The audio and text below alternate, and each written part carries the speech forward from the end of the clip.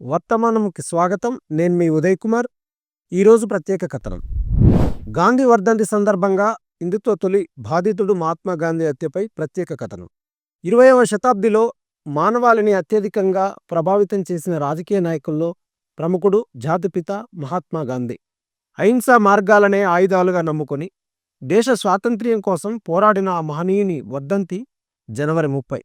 ఈ సందర్భంగా యావత్ భారత జాతి నిన్న గాంధీజీకి నివాళి అర్పించింది, అతని త్యాగాలను స్మరించుకుంది.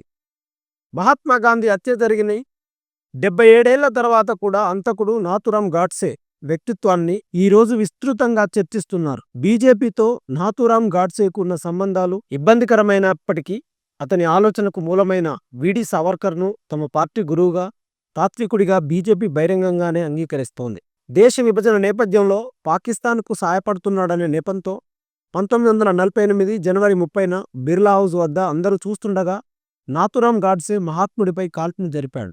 హే రామ్ అంటూ ఆ మహనీయుడు ప్రాణాలు విడిచాడు. గాంధీ హత్య జరిగిన 7 దశాబ్దాలు దాటినా అంతకుడు నాథూరాం గాడ్సే వ్యక్తిత్వాన్ని మనస్ఫూర్తిగా అంగీకరించడానికి కానీ తిరస్కరించడానికి కానీ మోడీ ప్రభుత్వానికి, బీజేపీ నాయకులకు, రాష్ట్రీయ స్వయం సేవక్ సంఘానికి మనస్కరించడం లేదు. ఇతర దేశాధినేతలు భారతదేశాన్ని సందర్శించినప్పుడు ఢిల్లీలో 2023లో జరిగిన G20 సమావేశాలకు ప్రధాని నరేంద్ర మోడీ రాజ్ఘాట్లో గాంధీ సమాధి వద్ద నివాళులర్పిస్తారు. మరోవంక ఆయన పార్టీ ఎమ్మెల్యేలు, ఎంపీలు యథావిధిగా గాంధీ అంతకుడు నాథూరాం గాడ్సే పట్ల తమకున్న గౌరవ భావనలు వ్యక్తం చేస్తూనే ఉంటారు. గాడ్సే గురువు, బీజేపీ పార్టీ నాయకుడు, పార్టీ తాత్వికుడు, తమ హిందుత్వ సిద్ధాంతానికి మూలకర్త వీడి సావర్కర్ అని బహిరంగంగా అంగీకరిస్తుంటారు. అయితే బీజేపీకి సమస్య ఎక్కడ వచ్చిందంటే, గాంధీజీ హత్య కేసులో గాడ్సేకు న్యాయస్థానం శిక్ష విధించడం వల్ల గాడ్సేని సొంతం చేసుకోవడానికి ఇబ్బంది పడుతున్నారు. దేశ విభజన జరిగినప్పుడు హిందువులు, సిక్కులు, ముస్లింలు దారుణంగా హత్యకు గురయ్యారు. 60 లక్షల మంది తమ నివాసాలను కోల్పోయి నిరసనలయ్యారు.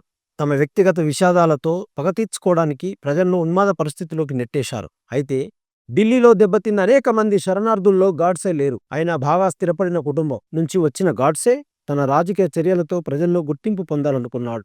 గాడ్సే గురువు సావర్కర్ అతనికి అనేక దశల్లో శిక్షణలు ఇచ్చి గాంధీజీని హత్య చేయడానికి తయారు చేశాడు. హైదరాబాద్లో నిజాం రజాకార్లకు వ్యతిరేకంగా పోరాడడానికి శిక్షణ పొందే తొలి బృందం కోసం హిందూ మహాసభలో చేరాలని సలహా ఇచ్చిన సావర్కర్ను గాడ్సే 1938లో రత్నగిరిలో కలిశాడు. గాడ్సే హైదరాబాద్లోకి ప్రవేశించగానే అతన్ని అరెస్టు చేసి 7 ఏళ్ల శిక్ష విధించి జైలుకు పంపారు.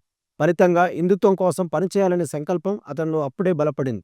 గాడ్సే, సావర్కర్ మధ్య ఉన్న గురు శిష్యుల బంధాన్ని ఇవన్నీ తెలియజేస్తాయి. కానీ గురువును అంగీకరిస్తూ శిష్యుణ్ణి అంగీకరించకపోవడం బీజేపీ సాధ్యం కావడం లేదు. మరోవంక జాతిపిత మహాత్మా గాంధీని హత్య చేసిన నాథూరాం గాడ్సేను కీర్తిస్తూ అఖిల భారత హిందూ మహాసభ నిన్న ఉత్తరప్రదేశ్లోని మీరట్లో ఓ కార్యక్రమం నిర్వహించింది. మహాత్మా గాంధీ ఆత్మ తొలగిపోవాలని, దేశం నుంచి గాంధీజం అంతరించాలని కోరుతూ హోమాన్ని నిర్వహించి హనుమాన్ చాలీసా పఠించారు. గాంధీకి ఇచ్చిన జాతి పితా పేరును ప్రభుత్వం తొలగించాలని నాయకులు డిమాండ్ చేశారు. గాడ్సే కుటుంబ సభ్యుల్ని, గాంధీ హత్యతో ప్రమేయం ఉన్న మరో వ్యక్తి నారాయణ నానా ఆప్టే కుటుంబీకులను గౌరవించే యోచనలో కూడా ఉన్నట్లు మహాసభ నేతలు తెలిపారు. అనంతరం మిఠాయిలు పంచుకున్నారన్న వార్తలు తాజాగా దినపత్రికల్లో వచ్చాయి. ఈ నేపథ్యంలో వివేకానందుడికి భక్తునిగా చెప్పుకునే ప్రధాని నరేంద్ర మోడీ హింస వైపు మొక్కు చూపే సావర్కర్ పట్ల ఎలా పూజ్యభావాన్ని కలిగి ఉంటారని విశ్లేషకులు ప్రశ్నిస్తున్నారు. అదే సమయంలో హిందుత్వ తొలి బాధితుడు మహాత్మా గాంధీకి నివాళి అర్పించడం బీజేపీ వారికి చెల్లింది.